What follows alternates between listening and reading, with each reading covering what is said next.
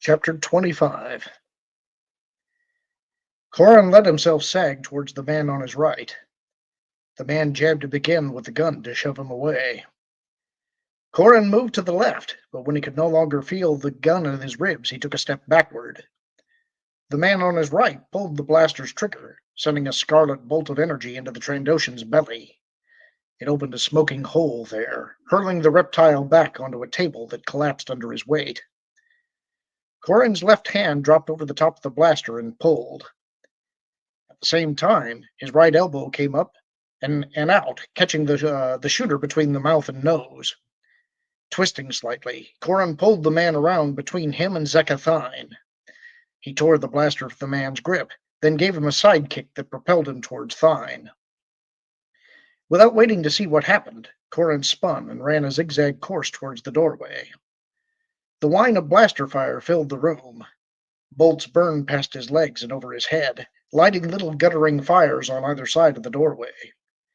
Remembering what he'd observed on his way in, Corin dove forward into a somersault, then came up to his feet at the base of the shadowed stairs.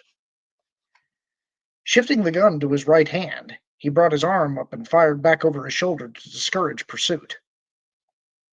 Bursting out through the doorway, he kicked a Rhodian off a speeder bike, settled himself in the saddle, and dropped it into first gear.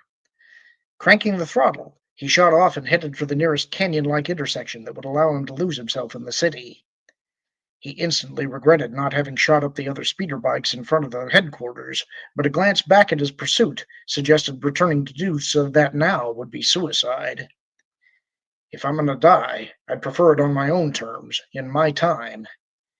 Doing what he'd done back in the cantina had been stupid, but that was the only option he had when being faced with death.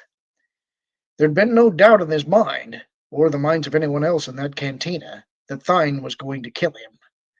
That knowledge was the reason Corin knew the man on his right would hesitate before shooting. Robbing Thine of his kill would be as fatal as being Corin Horn in that situation. Corin clutched and shifted with his feet, then gave the bike more throttle with his right hand. Using his thumb, he hit the suicide cruise button, keeping the throttle constant, then shoved the blaster down onto a pair of snap clips that held it perfectly at the muzzle and trigger guard. With his left hand, he rotated the vector shift back, canting the forward directional vanes up, and hung on as the speeder bike climbed towards a hovering skyhook. I don't remember the Incom Zoom 11 being this responsive, but it looks like the Rhodian had this one all tricked out. Good thing for me, I guess. He hunkered down and rotated the speeder bike to put its bulk between him and the blaster bolts being shot by his pursuit. The Incom speeder bike didn't have any weaponry built onto it. The small data display between the throttle and vector handles constantly had stuff scrolling across it, but it was all in Rhodian, which meant Corin had no idea what was going on. As long as I go fast, does it really matter? Rolling the bike and playing with the vector shift, he straightened it out and sent it screaming along through one of the upper canyons. He aimed the speeder bike well away from the mountainous imperial palace and cut around a skyhook tether. Shifting his weight and giving the vector shift nudges now and again, he kept the speeder bike juking and bouncing as the wind tugged at his hair and blaster bolts streaked scarlet past him. Some of them were heavier than those a handheld blaster could produce, letting him know that some of the machines were military surplus and in good working order. He glanced back, but in the darkness all he could see was blaster bolts coming at him. The riders coming up behind were getting better with their shots, and Corin realized that flying up high and in the open was playing to their strength. I need a tight course with a few shots available. That means down. Hanging on tightly, he inverted and cranked the vector shift back. The speeder bike dove through the night, flashing past level after level of apartments, malls, offices, and grand promenades. Chopping the throttle back, Corin threw his weight to the left and hooked the bike around and back up through a narrow space between two towers. Leaning back to the right, he came around the cylindrical tower and shot off down an alley. A scattering of blaster bolts scored the walls around him. Corin broke left, then cut the throttle back and shifted into neutral. A tug on the vector shift brought his bike around in a flat spin that he killed by goosing the thrust to kill his momentum. Hanging there in the air, he filled his hand with the blaster and braced his hand on the speeder bike's chassis. Two speeder bikes cut into the alley, racing full bore after him. Corin's first two shots hit the rightmost bike on the nose. The bike's control panel exploded in a silver shower of sparks. The blast lifted the driver and pitched him head over heels off the speeder bike's rear end. The bike itself immediately began a smoking dive towards the planet below, and the driver slowly tumbled down in its wake.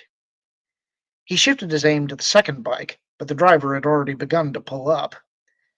Corin's two shots hit his target, one on the driver's leg and the other on the connector post fixing the side pod to the speeder bike. The vehicle did not split apart, and the driver veered away as if he'd had enough, so Corin rehomed the blaster and set off again. Something on the data monitor squawked at him. He knew it was Rhodian, but he could no more understand the spoken tongue than he could read the written language. The guys on the bike and side pod are comlinking with the others. They'll coordinate, and they know how this city better than I do. His hand snaked up to where he usually wore his good luck charm, but he felt nothing. On my own. He refused to despair, and instead set the speeder bike at a moderate pace and took it down farther and farther into the lower reaches of Coruscant. He had no idea where he was, but that did not matter to him as much as being aware of where his pursuit was. Fortunately for him, they tended to announce themselves with blaster shots that sizzled past close, but never seemed to tag him. With three on his tail, he dove into a black hole at the bottom of a canyon, then came around and shot back against his previous line of travel. Trimming his speed, he ducked and dodged his way through a tangle of support girders, then dove out again and came up and around through a hole in the roof of a passage. Cutting back on his throttle, he locked the speeder bike in a gentle circling pattern that flew around the hole. He drew the blaster and waited. One has to be coming soon. One of the three did jet up through the hole, but he came out riding a rocket. Corin snapped a quick shot off at him, but missed. The way he came out means he was warned. A speeder bike swooped at him from above. Something bright flashed at the front of the sidecar. Then he felt a thump on the aft end of his bike. The whole speeder bike jolted, then started flying backwards. Because of the way he'd locked his controls, the bike began spinning through an awkward spiral that almost pitched him to the ground. Dropping back into the saddle, literally willing himself back into it, Corin shifted to neutral and adjusted the vector control to kill the roll. They've got a line on me. He twisted himself around and tried to see the line so he could shoot it, but it was too slender for him to spot in the darkness. Given no choice, he shifted his aim towards the main body of the Icus Ando Starhawk and triggered 3 shots at the lump a meter or so below a fist that had been thrust victoriously into the air. The Starhawk's pilot slumped forward over the front of the speeder bike, and Corin immediately felt his bike begin to slow. Dropping back down into the saddle, he shifted the Zoom 2 into gear and punched the throttle forward. Coming around to his right, he sailed on past and below the hovering Starhawk. 20 meters out from it, he felt a tug, and his bike slowed. Damn, the sidecar guy didn't release me. All speeder bikes came with a deadman switch that returned the throttle to 0 thrust if it was released.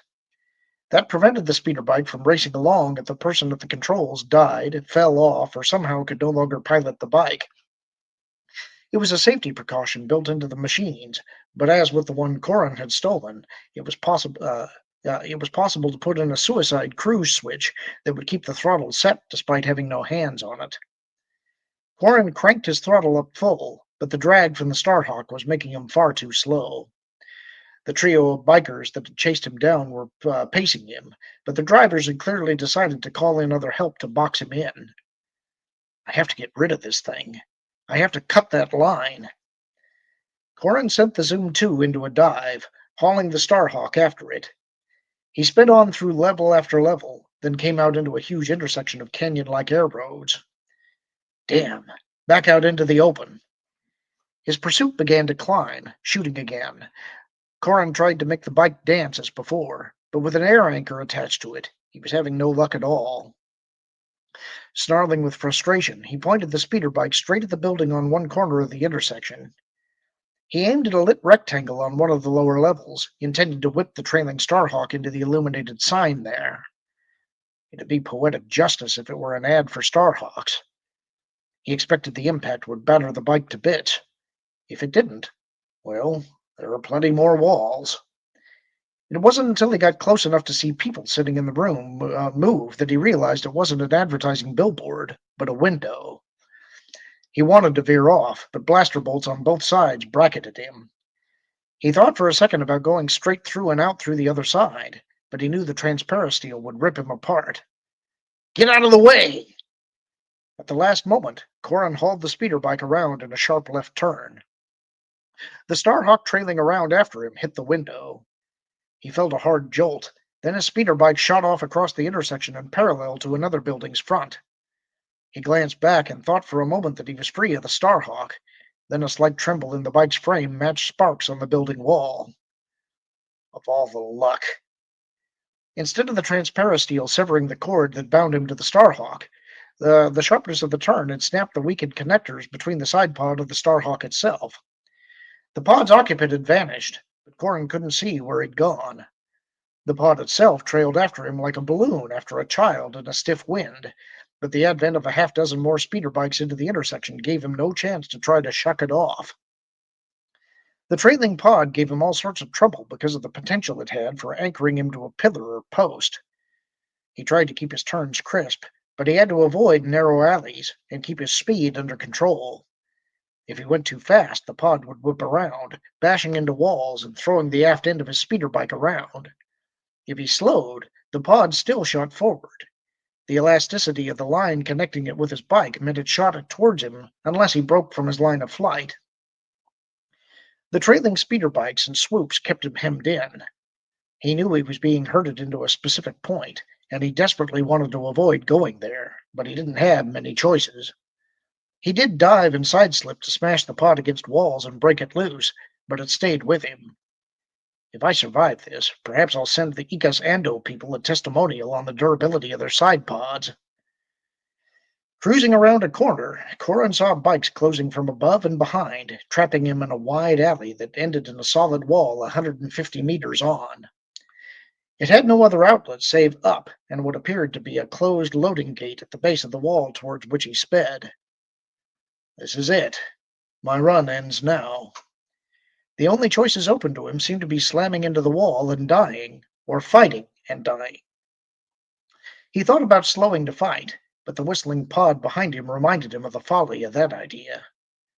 It'll go through me faster than... Hey, that's an idea. Corin pointed the speeder bike directly at the loading gate and kicked the throttle up to full.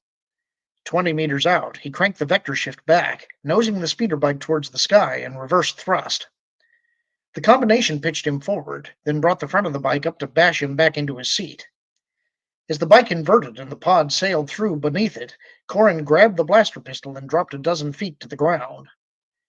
The pod hit the loading gate's roll-up door with enough force to cave in the metal barrier towards the middle and rip it from the tracks on which it hung. The speeder bike, with the suicide cruise switch engaged, slammed into the falling ribbon of metal, then flew on over the crest of it and onto the building's interior. It tugged on the pod, but the pod had become trapped by the door, so the cord parted, freeing the speeder bike to careen farther on. With blaster bolts raining down around him, Corin dove for cover inside the building. Speeder bike swooped past him as he twisted around and got just inside the doorway.